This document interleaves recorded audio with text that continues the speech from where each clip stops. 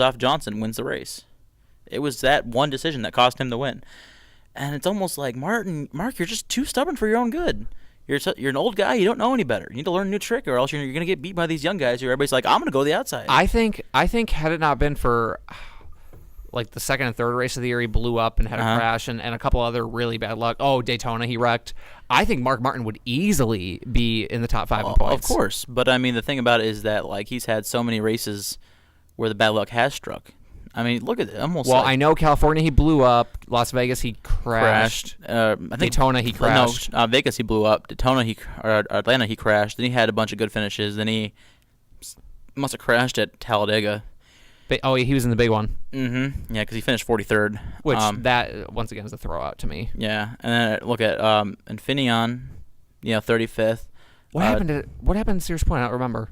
Was he involved in something? I think he probably got involved in a wreck. I'm trying to look it up. It's not loading as fast as it should. And then, Daytona, he was in a wreck. But otherwise, I mean... Mark Martin, it doesn't say what happened to him. It just says he's finished in the back. I'm guessing it got to be a wreck. Yeah. But those races, as we've talked about, will really weigh you down. Yeah, but as every time he seems to get it going again, something seems to pull him back. He gets at least a decent top 15 at Loudon and wreck at Daytona. This is the first 2 top 5s in a row I think he's had all year. Yeah, first time all year he's had 2 top 5s in consecutive weeks. Really? Yeah, he's had top 10s consecutive weeks, but not top 5s until this week, until Chicago and Indy. So I mean that's been the inconsistent strikes get him. Though Mark Martin, I mean all he's got to do is make the chase at this point. He makes the chase, he's the point leader. And that's, I mean, if I'm looking at, if I'm Mark, I'm sitting there like, boys, let's just make it in. You do that, and like I said, point leader, and man, then he's almost the favorite. Then you're the point leader. I just can't wrap my mind. That would be so cool. Aren't we due for somebody to barely make the chase at around 10th and then end up winning the championship? We haven't had that happen yet. No. Well, I think because ultimately, just like in the playoffs, the cream will rise to the top. Yeah. That's the way it is with the chase. And also, I mean, a lot of guys, I mean, though Kyle was arguing, guys that are running really well in the season tend to still run well in the chase. Very rarely does a guy fall way back like Kyle Busch did. But even in the year in 04, Kurt Busch came from 7th to win the championship. Still, Johnson and Gordon were the top 2 going in the chase. They finished 2nd and 3rd. So they'll still run well. I mean, somebody's going to, Stewart, Johnson, Gordon, whoever wins the championship, it's going to have to either be one of those 3 or it's going to have to go through those 3. They're not going to roll over. Yep. In my opinion. No. I agree. Do I think that we're quote due for that 10th place guy going into the chase? Yes, but we kind of talked about this yesterday with Kyle. In my mind, and you won't change what I think in my mind. In my mind, I don't consider Mark Martin a 10th place driver right now because I don't think he is. He is in the points, but that's because he's had bad luck. However, that could strike him in the chase. But you're right. Going into the chase, Mark Martin will probably be 5th or 6th or 7th. But what I meant was the 10th place guy. Oh, yeah. Or the guy that squeaked in. Like, for example... like a Kane or Montoya winning the championship. About Biffle. Biffle's I think if the chase starts, Biffle could turn it on. But it could potentially. Yeah, he totally. If we're doing our NFL preview with the dark horse thing for the chase, Biffle would be a perfect example. Biffle, and I would almost say Martin's a dark horse just because you would think that if he's inconsistent now, he'll be inconsistent in the chase. And also, it's Mark Martin. He's never won a championship, so it's all of a sudden now he's going to get the luck needed to win the championship. Would that not? I know it's Hendrick, but would that not be an unbelievable story? I'm okay with Mark Martin. I have no problem with Mark Martin. Would that be an unbelievable story, though, if he won it? I could not believe. Oh, man. That'd be believable. Well, yeah, I would believe it. It would just be oh, man. I would be surprised, but I think, well, not anymore. I would have been surprised if you told me in February he would win the championship. I'm not now. I knew he was going to make the chase. Yeah, and you knew Tony Stewart would win 70 races this year and win the championship by 1,000 points too. I did. Sure, right? No, I didn't think he was going to win. Same with Stewart. I didn't think he was going to win 4 races and 4 poles and everything. But I really did think Mark Martin was going to make the chase, and so far so good.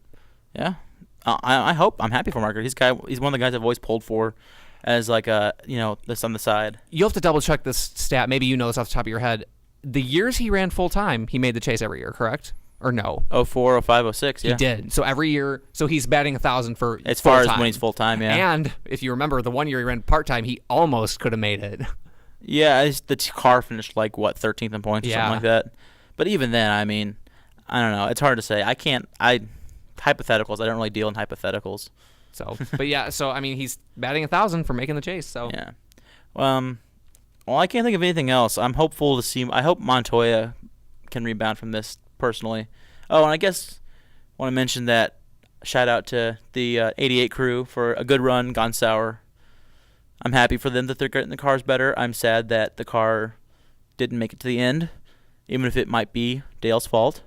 He said it was. I'm still confused about that, but if he says it is, I can't really argue with that. he ran much better than he has a lot of this year, and he was slipping back, and other people were making gains. Yeah, he was slipping back, and I admitted that at the time too. It was like I don't know that he would have gotten a top 10, but I was hopeful. It was looking good. Yeah. And if we're gonna do that, quite honestly, probably best run of the season for Kevin Harvick.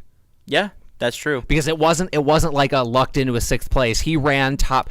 He gained on it the entire race. Mm-hmm. I don't know if you can pull up that chart thingy, but he gained on it the entire race. And Kyle will be smiling when he hears this. But Harvick was about 10th and finished 6th, and he gained the entire race. So good for him. These two scenarios, got to point out, both Dale Earnhardt Jr. and Kevin Harvick came to the racetrack this weekend with brand newly built race cars. So to me, that's a sign that both teams might be starting to head in the right direction. I'm gonna look up Harvick's Maybe all the chart. Controversy is good for Harvick. I don't know. The funny thing about Harvick was I was reading something on. Yeah, see, look at that. Look at it. Yeah, he peaked. Well, it looks like he peaked around almost the top 5. Green but- flag pit stop. Yeah, and then he had the huge valley there around lap 30. But then otherwise, But yeah, what was I going to say? Oh yeah, there was a funny little bit on J-Ski. Apparently, some reporters were nagging him about the whole thing with RCR and his contract. They were like, "What about next year?" And he's like, "We're focused on this weekend." Oh, well, can you tell us about what you and Richard talked about? We're focused on this weekend. He I kept saw repeating that over and over I saw again. that too. It was funny.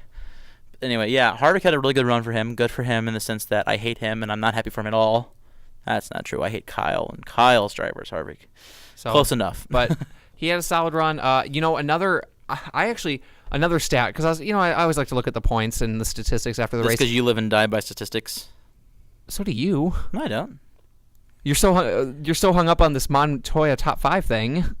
Yeah, and That's a stat. you're the one who's saying the statistics show that if he gets top 10 every week, he'll make the chase. And I'm telling you, no, he can't. Realistically speaking, he won't without top 5. It's not so much I'm hung up with the stats. I'm telling you, I'm actually flying in the face of the statistics. I'm saying, no, the statistics might be saying this, but they're wrong. Well, I like stats. Anyway, what were you saying about statistics? Brian Vickers had another solid top 5 run. He's got like 9 top 10s this year, so good for that team too. I wanted to say that. Oh yeah, get your Red Bull plug. Well, yeah, I hate Red Bull though, but I mean the actual drink. Well, I'm talking about the team Red Bull. No, well, yeah. I wasn't referring to the drink. I'm talking about team no, Red but Bull. he really did run solid once again. Yeah. Did Greg Biffle finish 4th? I'm looking at that. Yeah. I forgot that he ran that well. I don't think they That's mentioned the him thing. once. You mentioned you said at Chicagoland. Oh, but Biffle ran so poorly. Yeah, he did not show up to Chicagoland, but he showed up at Indy. Yeah, definitely. He had a great car. Definitely. I think that team I think that team's got it what it takes. Yeah. Oh, I think Biffle. Well, I can't remember last week. Oh no, I had Kenseth out. I have Biffle in. Yeah. I'm the one who said Biffle would make it instead of Montoya. But they might both make it. I don't know. So, but no, it was yeah. That's some why good finishes. That's for why some I'm guys. not an analyst on ESPN. That's why I'm not the quote expert. So, but no, good runs for them. And then it's just every race you get that you get the people that don't show up, and the people that, like probably the most dismal of the, probably by far and away. I don't know if you'd agree. Worst race for Kurt Busch this year. Probably. I don't know. I haven't looked at his other ones, but yeah. I mean, sure. he just did not. He did not. He was not. Like I always talk about, you have to have speed. He didn't have speed. That's that troublesome. you saw his qualifying where his Yeah. car was doing this. Something For those broke listening on on the car. iTunes, his car was like Hopping. crazy hopping. Yeah, that's probably the right word. So, All right. but yeah, All right, that's enough NASCAR for this week. Hey guys, guess what? We're gonna talk about baseball. And not really. Yay! We're just gonna talk about the perfect game, because that's the only thing worth mentioning really in baseball, in my opinion. But yeah, I just want to give a shout out to Mark Burley, because I think here's the thing. I am not a baseball fan by admission, and yet I thought that was the coolest 2 innings of baseball I've ever watched. Watching that game close out, that was the most I've ever been interested in a baseball game. The most I've ever enjoyed watching a baseball game. You could feel it coming through the TV. You could feel the excitement in the crowd, and that's what was great to me. And even the announcers, who I hate for being homers for the home team, were still. It was kind of cool hearing them cheer on Burley after he got the final out. So that was cool. I know there's not much to say about it besides that, except for one other thing.